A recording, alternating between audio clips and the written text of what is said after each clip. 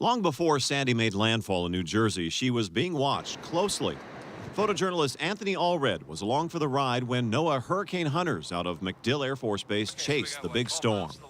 By the time we caught up with Superstorm Sandy, she was already socketed to the Bahamas as a Category 2 storm. And the information obtained from these dropped wind sondes helped first responders prepare for the second most costliest hurricane in U.S. history.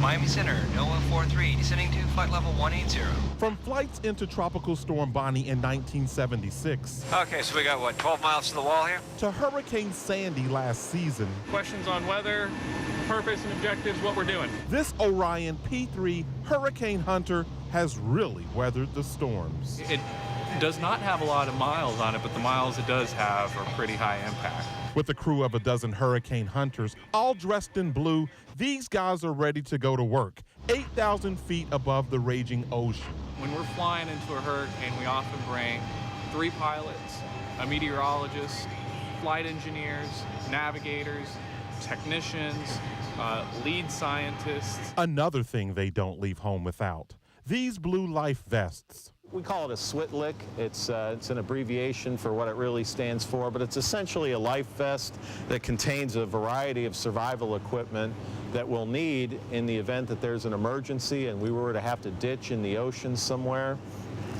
This is going to give us a fighting chance to survive. Okay, back to the mission. And on this flight, it was to fly in and out of Hurricane Sandy and collect as much data as possible. The worst part of it is that the hurricane's trying to flip you over. So we're having to actively take the yoke, and we're going full controls left and right at times, right to the stops, trying to make sure that we can keep the wings level. To get that information, scientists aboard this flying research lab use drop wind sondes. The recon mission lasts 8 hours, and in that time, we blast through the eye of the storm 5 times, drop 27 wind sondes at $700 apiece. Crunch the numbers and carry the one, and it equals an invaluable service that saves lives.